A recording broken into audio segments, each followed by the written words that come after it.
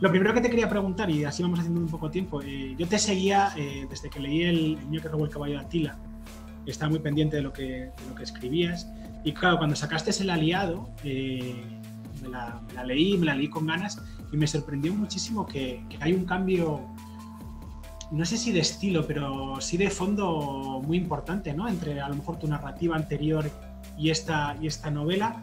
Pero a lo mejor estoy equivocado, a lo mejor tú lo vives de otra manera. ¿Por qué crees que hay ese cambio, a lo mejor esa percepción, ese cambio en la percepción del lector de tu narrativa? Yo no sé si tiene que ver con el fondo o tiene que ver más con las formas. Y más que la forma, digo las formas, ¿no? Por matizarlo. Mis 4 novelas publicadas, yo creo que son las 4 bastante distintas entre sí a nivel de formas. Es decir, la primera es La comedia canalla, pues es un libro muy, muy loco, como una película de Guy Ritchie, ¿sabes?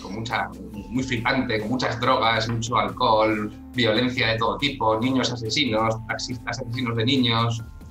Luego escribí El niño que robó el caballo de Atila, que tiene un tono completamente distinto, que como ya sabes.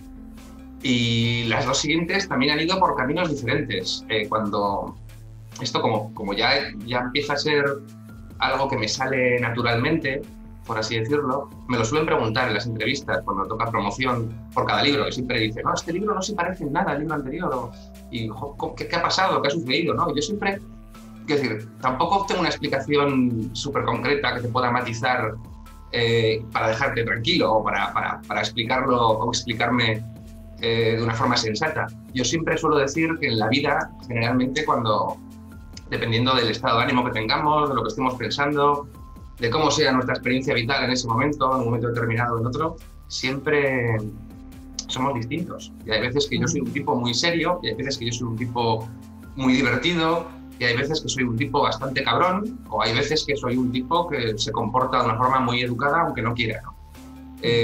Aplicando esto a mi literatura, pues, la verdad es que diría que en función de cómo yo me siento, en función de cómo quiero decir las cosas, siempre valorando la historia que quiero contar y cómo quiero contarla, creo que eso es importante, al final escojo una voz que me resulte natural para esa historia. Y al cambiar la voz, sí que da la impresión muchas veces que los libros son tremendamente dispares, pero si los miramos un poquito con lupa, claro, está raro que yo lo diga porque esta es mi visión, pero la lectura de los lectores es única, es individual y es tan válida como la mía. Una cosa es lo que yo haya querido hacer, si me ha salido o no, y otra cosa es cómo el libro se perciba, ¿no? Y en función de eso, yo sí que detecto en todos mis libros varias ideas que subyacen de manera común.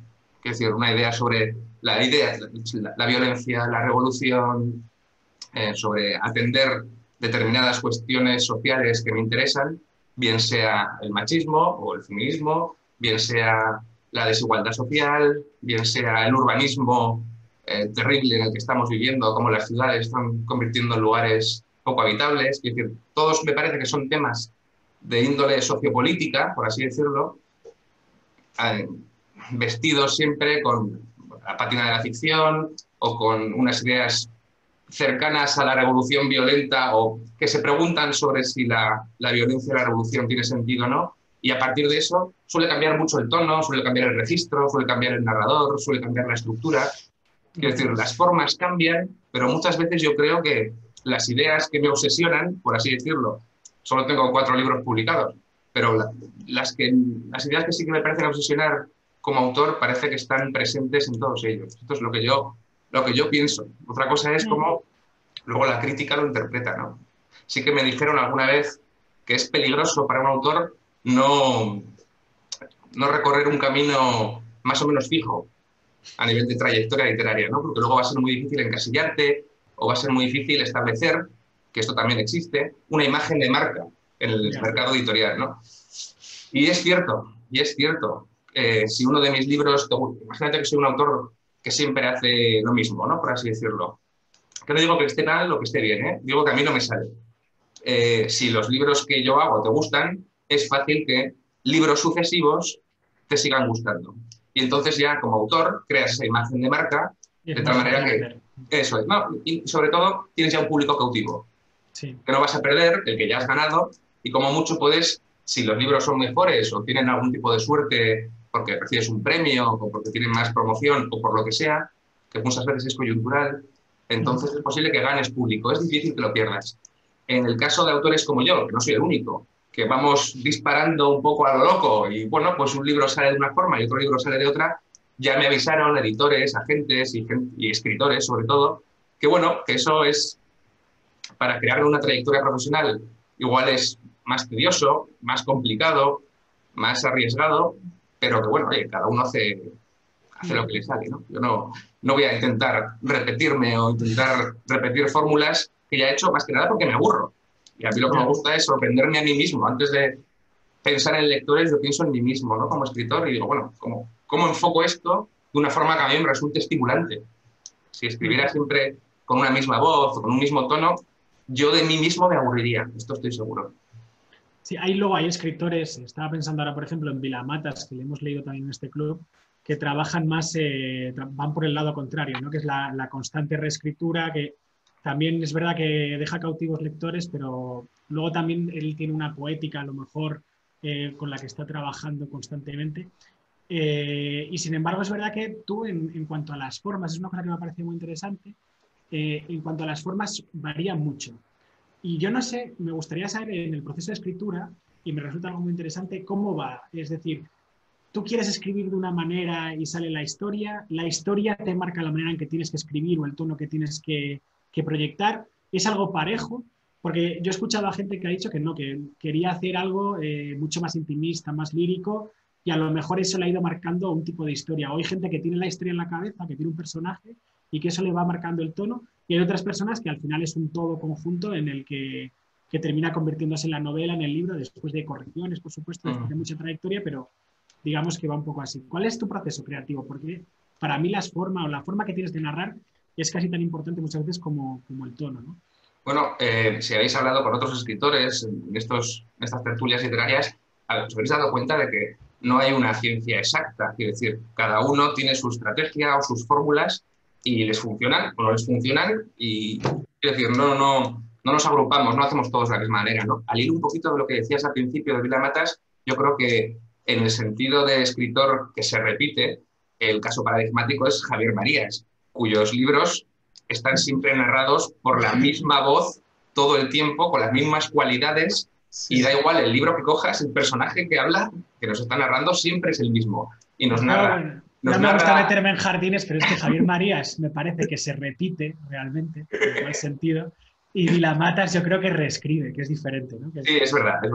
Es decir, yo a Javier Marías no personalmente, hay gustos y sé que tiene buenas novelas, pero a mí me cansó hace mucho ya. Yo lo detesto, pero mi mujer, que supongo que igual la conocéis, que es Aisha de la Cruz, fue una gran fan, y entonces hemos tenido terribles discusiones, ella defendiendo que es maravillosa esta voz que se repite siempre, yo diciendo, por favor, he leído un libro, leídos todos, ¿no? Bueno, en fin, como tú dices, discusiones eternas. Sobre lo segundo, en mi caso concreto, yo rumio mucho los libros antes de ponerme a escribir. O sea, tengo unas larguísimas temporadas de barbecho. Y cuando digo larguísimas, me refiero a que yo termino un libro, hace la promoción y tal, pues el típico momento de descanso, la promoción suele ser bastante agotadora en general, de darle vueltas al tarro, de intentar no hacer el ridículo en muchas entrevistas, de medir mucho tus palabras en otras entrevistas, conociendo un poco quién es el periodista. Y después de dejar un tiempo que varía de unos meses, pues, descansando, ni se me ocurre acercarme a un cuaderno o a pensar nada, poco a poco me voy dejando empapar por las ganas de escribir y voy, a propósito, demorando el momento de escritura. Y cuando digo demorando, significa que estoy durante igual un año y medio simplemente tomando apuntes, sin hacer otra cosa, en plan, posibilidades, esta historia que quiero contar, qué me está inquietando, sobre qué me hago preguntas. Mis novelas suelen estar bastante siempre pegadas al mundo en el que yo vivo. No tanto al mundo, quiero decir, a mi barrio, a mi ciudad, sino a los tiempos, al cronotopo en el que yo me muevo, ¿no? Y precisamente por eso creo que demoro tanto, pues, analizándome, preguntándome qué me hace bien, qué me hace mal, qué creo que está bien en el mundo, qué creo que está mal, qué preguntas me hago al respecto. Y con todo eso en la cabeza voy demorando mucho el momento de escribir, Y cuando ya más o menos tengo claro sobre qué quiero escribir, cuáles son los temas que quiero tratar, las cosas que me inquietan, que me interesan, entonces empiezo a darle la forma, por así decirlo, ¿no? Y me pregunto, ¿cómo puedo contar esta historia? ¿Cómo puedo contar? Es decir, ya voy teniendo no solo los temas, sino voy teniendo personajes, voy teniendo alguna escena suelta en la cabeza, pero la pregunta que me hago inmediatamente es, ¿esto cómo lo cuento? ¿Cómo me parece que es que digo, puedo acertar o puedo equivocarme? Y me pregunto, ¿cuál es la forma adecuada? ¿Cuál es la voz? ¿Qué tipo de narrador? ¿Desde qué perspectiva? ¿Desde qué distancia? ¿Muy cerquita de los personajes? ¿Más alejado? ¿En qué momento temporal? Voy formándome todas estas preguntas y haciendo pruebas. Pruebo, escribo un textito, veo si la voz funciona para lo que yo tengo en la cabeza, que no deja de ser una nebulosa. Normalmente en esos momentos el texto, la novela, suele ser más una nebulosa que algo concreto en plan de sí, voy a escribir sobre 2 niños en un pozo, no sé qué. Quiero decir, es algo mucho más general, ¿no? Más un perfume que una trama elaborada, ¿no? Y cuando ya tengo esa voz, cuando ya he hecho pruebas y voy encontrando algo que se parece a lo que me gusta, empiezo a escribir. Y escribo siempre en orden, no soy un escritor desordenado. Empiezo por el principio y termino por el final. No soy capaz de una estructura estructurarme. fija.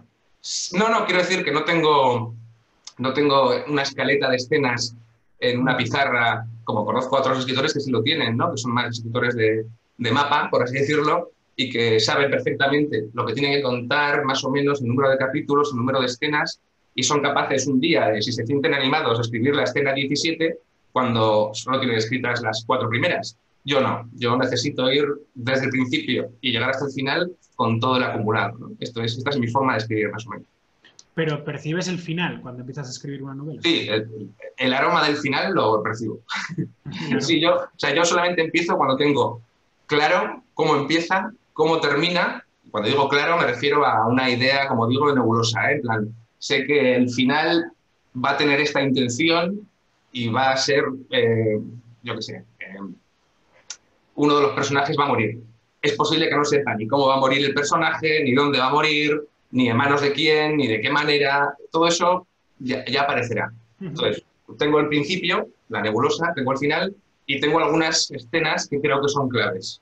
Y cuando tengo eso más o menos armado, y digo más o menos, me parece importante subrayarlo, es entonces cuando digo, bueno, pues ya es el momento de abrir un Word y decir, a ver, ¿cómo pongo una primera página que pone título? Y hago salto de página y empiezo así. Vamos a, si quieres, a centrarnos un poco en el aliado. Uh-huh.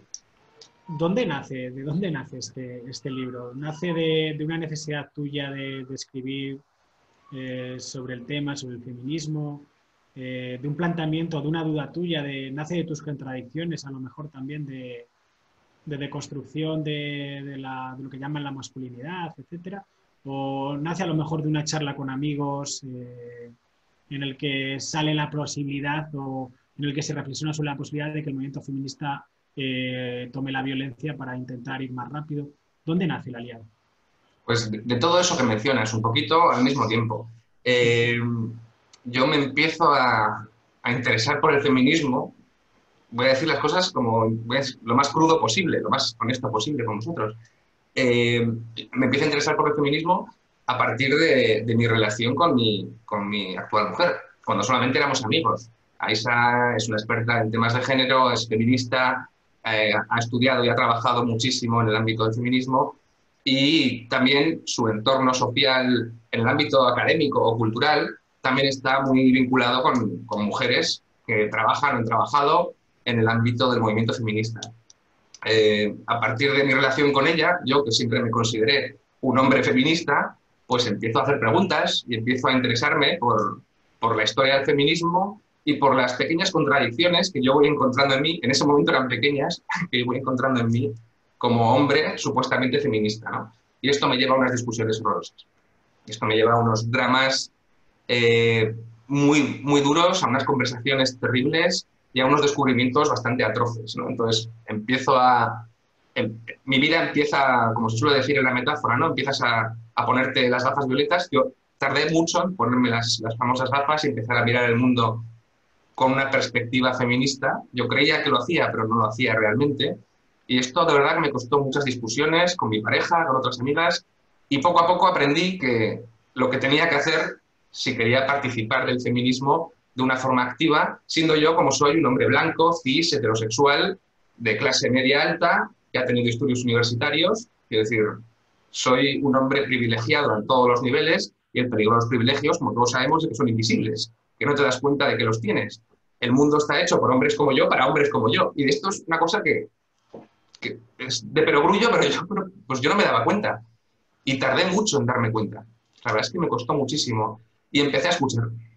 A raíz de estas conversaciones con mi mujer y con muchas amigas, dejé de ser un hombre blanco, cis, hetero que hablaba y tomaba la palabra todo el tiempo y empecé a callarme mucho más y a escuchar mucho más. Y claro, lo que escuchaba eran historias de terror. Y eso cambió completamente mi vida.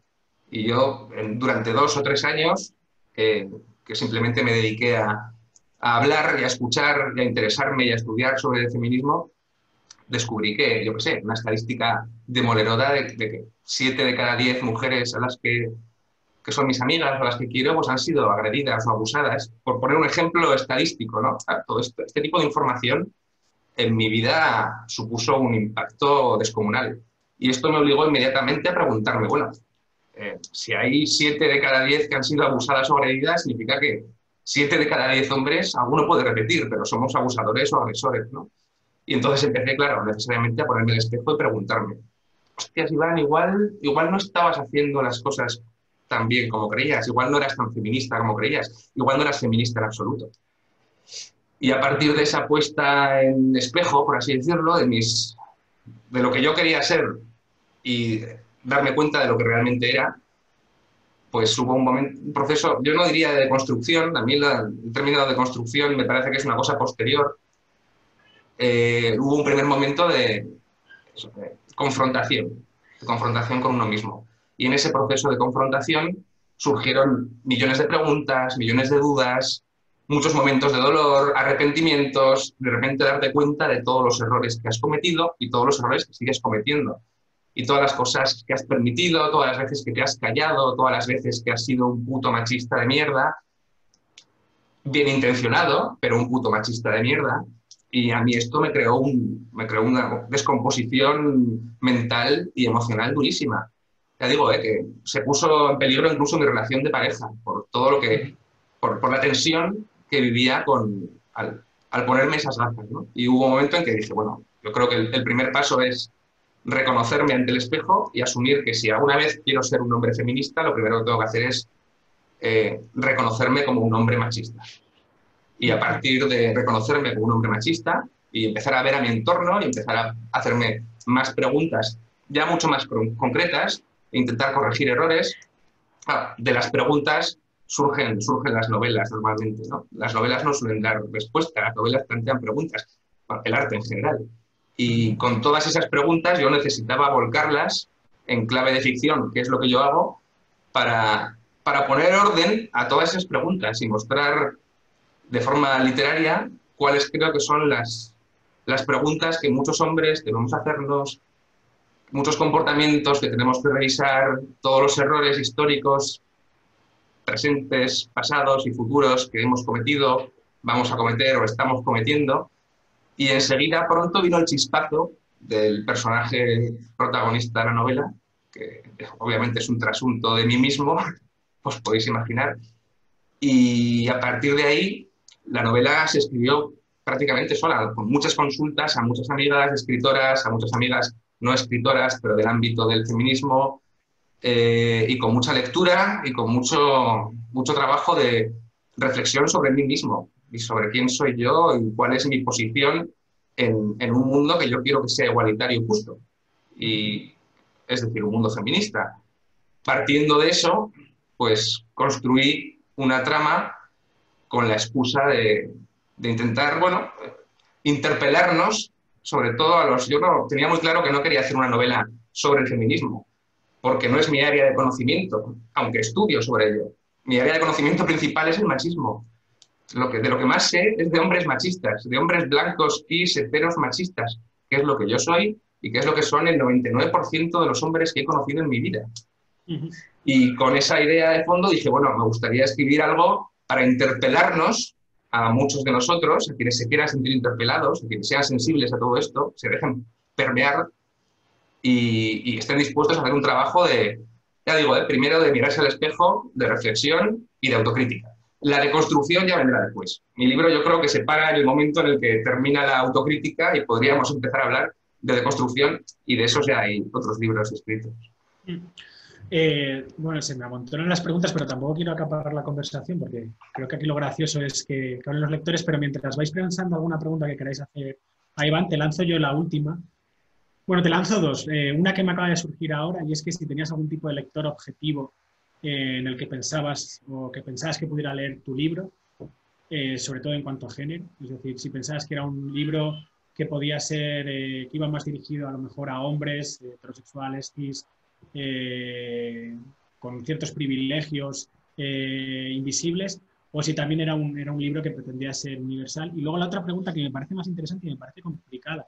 ¿Cómo has vivido la promoción de este libro? Porque yo he flipado con las entrevistas que te hacían, porque todo el mundo te intentaba hacer hablar sobre el feminismo, como una especie de gurú del feminismo, y me imagino que te ha puesto en una posición bastante compleja, ¿no? Porque por otro Incómoda. lado, incómoda, claro. Es decir, yo me imagino que si te lees el libro sabes que esa pregunta no hay que hacerla, pero yo he visto muchas preguntas y en medios afines, entre comillas, al movimiento, ¿no? Que iban un poco por ahí, ¿no? Explícanos cómo va el movimiento, explícanos si la violencia es posible, etcétera.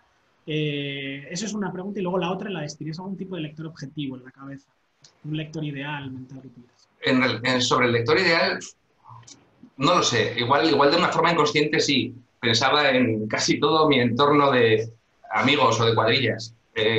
Hombres y mujeres, ¿eh? Aquí no voy a hacer distingos. Hombres y mujeres porque en mi cuadrilla somos vascos y los valores de la tierra son bastante conservadores en general, por mucho que nos digamos, hombre, tenemos un movimiento feminista fuerte, también tenemos un movimiento conservador muy fuerte. Y mucha parte de mis grandes amigos y amigas son feministas, entre comillas, yo diría.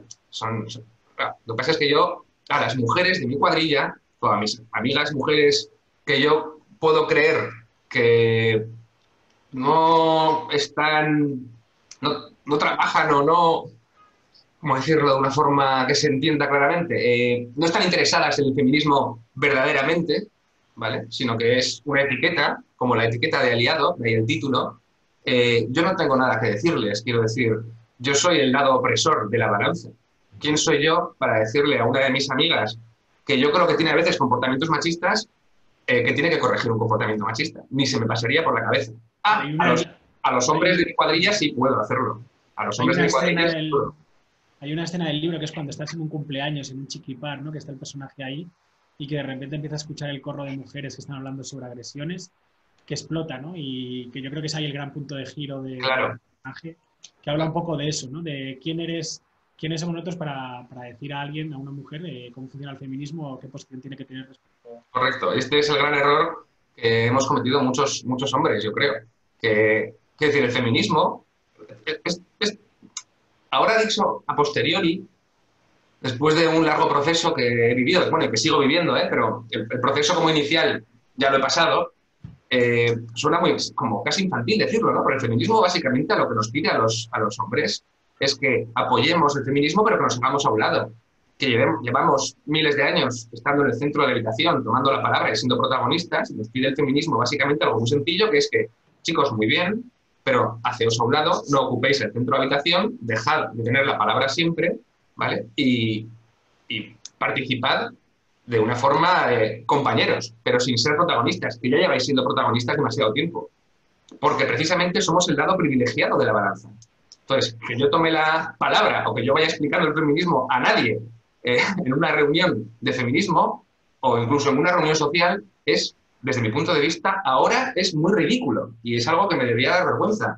En otro momento de mi vida, igual sí incurrí en este tipo de problemas, ¿no? Entonces, cuando yo escribí el libro, hablando de lo del lector ideal, yo sobre todo igual pensaba en mis amigos varones, que siempre, como yo, se han dicho feministas, pero luego a la hora de la verdad hemos tolerado baboseos de amigos a chicas en bares, hemos tolerado chistes machistas en reuniones de trabajo, hemos tolerado humillaciones hemos hecho risas a costa de las mujeres, hemos callado por miedo a algún jefe o por miedo a impopularidad o por miedo a no montar el pollo, hemos callado delante de la familia, hemos callado delante de un montón de gente y hemos dejado que las mujeres sigan siendo humilladas cuando no las hemos humillado nosotros mismos, con esa naturalidad fabulosa que da el que, hey, que soy un aliado de buen rollo, ¿sabes? Yo en el fondo soy feminista. Bueno, en el fondo soy feminista, pero me paso todo el día haciendo chistes machistas o teniendo comportamientos machistas, aunque sean micromachistas, son machistas igual, ¿no?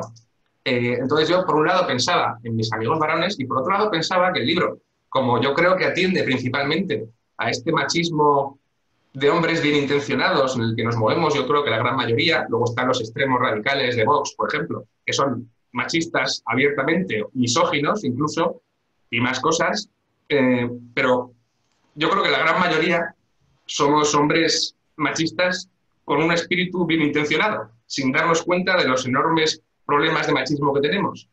Y pensando en ellos, dije, bueno, yo creo que este es un lugar de trabajo interesante. Yo creo que sí que puedo interpelar a un montón, y cuando digo un montón me refiero a que somos la gran mayoría de tíos, hombres como yo, que tienen que corregir muchas cosas y que no se dan cuenta de que tienen que corregirlas porque hemos sido muy vagos, porque hemos dejado que todo el trabajo lo hagan ellas, porque hemos dejado que sean ellas las que pongan el cuerpo, mientras nosotros, tranquilamente, con decir que éramos aliados o que nos sentíamos feministas, pues ya estaba el trabajo hecho, manda huevos. Por otro lado, como el libro está muy enfocado precisamente a este tipo de hombres, me parecía que podía ser muy interesante para las mujeres abrir una grieta para que nos vieran cómo somos realmente los supuestos aliados, ¿no? Que somos, bueno, que estamos bastante cubiertos de mierda. Y me parecía que era un espacio para que nos miraran como por una cerradura y vieran cómo realmente somos. Y de hecho, y esto lo enlazo ya con tu segunda pregunta, ha sido así. Es decir, la promoción, que fue bastante cansada y tuvo momentos muy bonitos, realmente chulos, y momentos realmente desagradables de promoción. Esto así os lo cuento. Bueno, pues si tuviera que hacer un resumen, me entrevistaron muchas mujeres y bastantes hombres, y el resultado fue que yo creo que las mujeres habían entendido mucho mejor el libro que los hombres, y que los hombres, que en general lo habían entendido peor, había dos sectores de varones, por así decirlo, sobre el libro, ¿no? Unos que se habían sentido profundamente interpelados y que habían sentido, pues, afectación verdadera con el libro, que les había hecho pensar, les había hecho hacerse preguntas y les había obligado a empezar a mirarse al espejo, que era una de mis intenciones, y luego había otros hombres que habían, incluso amigos cercanos, que vieron el libro como una especie de objeto extraterrestre, una cosa que no les interpelaba en absoluto, no sabían de lo que estaba hablando y cuya única respuesta fue: Iván, no sé de qué tipo de hombres hablas porque yo no soy un hombre machista. Y pues, reconozco que me llamaba bastante atención. Tuve escenas desagradables, ¿no? Porque me encontré periodistas que en mitad de la entrevista me decían: bueno, pero ahora entre nosotros, a ver esa cosa del tío, ¿no? Codazo, codazo, reconocerás que las feministas se pasan, ¿no? O sea, pero, primero, ¿tú te has leído mi libro? Y segundo, ¿y qué fue lo que dije? Pero ¿se pasan cómo? No, bueno, ya sabes. No sé, cuéntame. Quiero decir, según iba avanzando la promoción, yo me fui poniendo cada vez más borde. Muy borde. Y ya digo, a la pregunta de las feministas se pasan, yo dije, no, explícame cómo se pasan y vamos a discutirlo. Y eso acabó mal. Y luego otro periodista que me preguntó si... Bueno, me dijo abiertamente que él no se siente interpelado porque él nunca se ha considerado machista y él nunca ha sido machista, ¿no? Un tío más o menos de mi edad. Y yo le dije que lo sentía mucho, pero que si un hombre de mi edad me dice que no es machista, o es un mentiroso o es un inconsciente. Le pregunté qué era, si era un mentiroso o un inconsciente. Quiero decir, al final yo ya no me cortaba un pelo. Quiero decir, fue porque fueron muchas entrevistas y algunas que me ponían contra las cuerdas, efectivamente, haciendo preguntas importantes o preguntas graves, y ya lo que iba a tolerar era que, eso, pues benditos, que ellos no son machistas.